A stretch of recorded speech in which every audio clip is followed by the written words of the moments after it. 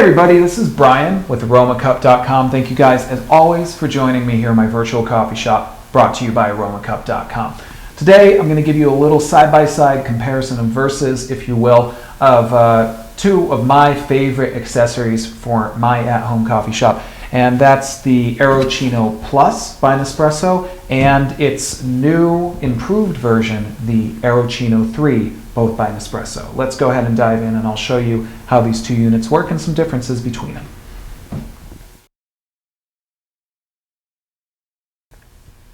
So right off the bat, you can see that there's a definite difference between how each of these units look. Operationally, they both work about the same way, but the form factor is very different. The Aeroccino 3, you can see, it's a little bit more sleek and stylized. It doesn't have the handle on the side. It's taller, and it's got maybe a little bit more weight to it. They're kind of about the same when you come right down to it. They both make use of this electronic base, which is how they get their power in order to be able to spin the internal whisks, which foam up your milk and heat it up and various things like that.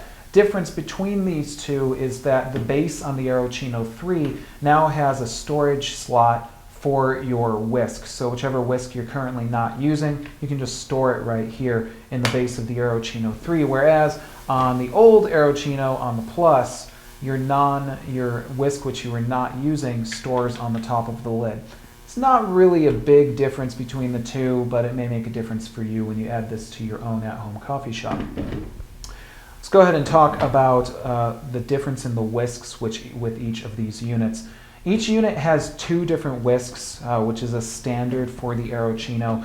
And in the case of the whisk, which is used for frothing your milk, for really getting a good froth for cappuccinos or any drink that requires a lot of milk froth, you're going to notice that for the Aeroccino 3, there's a little nice and easy to grab handle here on the top, which is very useful because the Aeroccino 3 is a lot taller than the Aeroccino Plus. The Aeroccino Plus, this is a very basic whisk, but there's not really a quick handle to grab onto. So one thing I would find is that if I wanted to switch out whisks and I still had a little milk inside, it would be a little hard to reach in there and pull it out. So it's a small difference. Again, may not be a big deal for you, but I always thought I'd point these things out to you guys. Now, both of these units have, again, like I say, pretty much the same operation. They can both froth hot milk.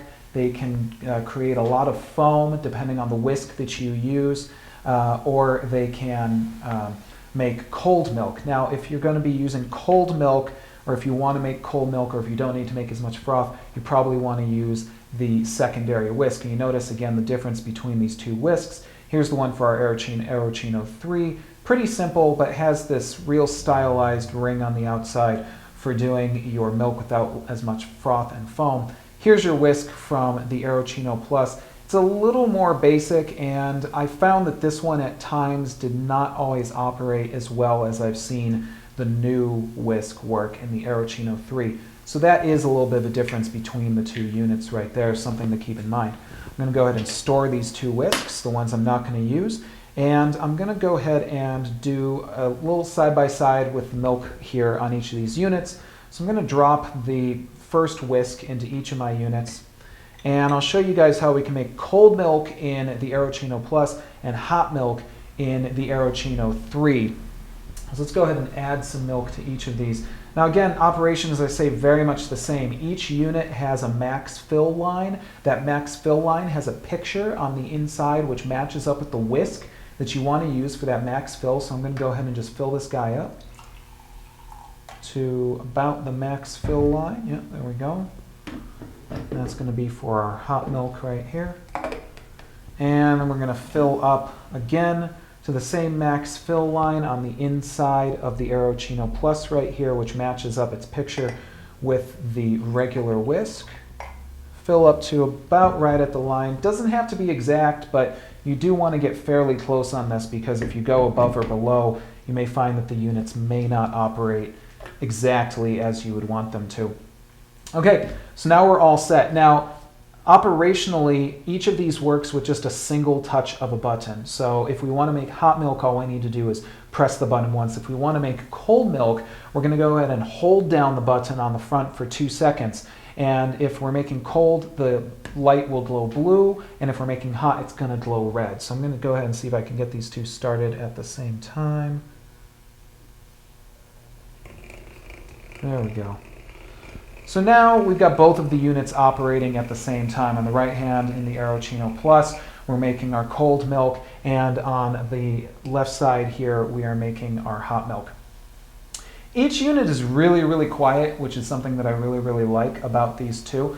Now you are going to find that when you're frothing milk up, especially if you're doing cold, if you're doing cold milk, you're not going to get a whole lot of froth and foam. Generally your foam is going to come from that heat that you have inside of your unit. So I probably won't have as much froth coming out of my cold milk side here in the Aeroccino Plus, but yeah, you know, that's okay. But both these units really, really quiet, really easy to use, as I say, which is something that I really, really like about the two of them. I have to say I kind of like the Aeroccino 3 a little bit more so far. I've used it in some of our demo videos, and I found that it seems to operate a little more straightforward and really makes great foam when it comes to frothing up milk, and it works a little bit faster. So they both finished up at about the same time, roughly. That wasn't too bad. And this one, as you can see, he's all wrapped up, and you know, I don't have a lot of froth here. I'll show this to you guys. And in the case of our Aeroccino 3, we're definitely going to have a lot more froth. So you can see right there on the Aeroccino 3, lots and lots of froth foam.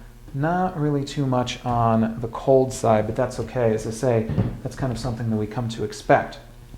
But each of these units, there's our cold, ready to go, good for an iced drink or something like that. And on the Aeroccino 3 side, you can do any way that you really like for getting your froth out of here. I like to take a spoon, hold it to the froth, and just pour out the hot milk to start with. And then after that, you can add your foam. Spoon on in there. And you can see, I mean, look at how much foam I got out of this.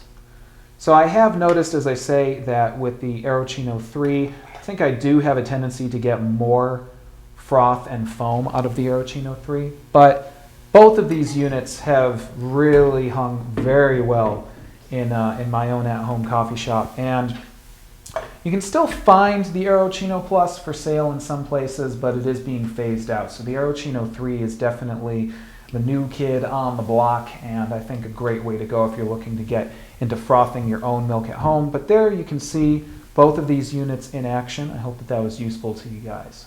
All right, guys, I hope you found that useful. Again, check out some recipes for using both of these units on Aromacup.com. You can find out how you can make a multitude of awesome drinks at home with your single-serve coffee machine using great accessories like the Aeroccino from Nespresso. Hope you guys dug that, found it informative. Please join us at Aromacup.com. Thank you, as always, for joining me here in my virtual coffee shop brought to you by Aromacup.com. And I will see you guys next time. Take care.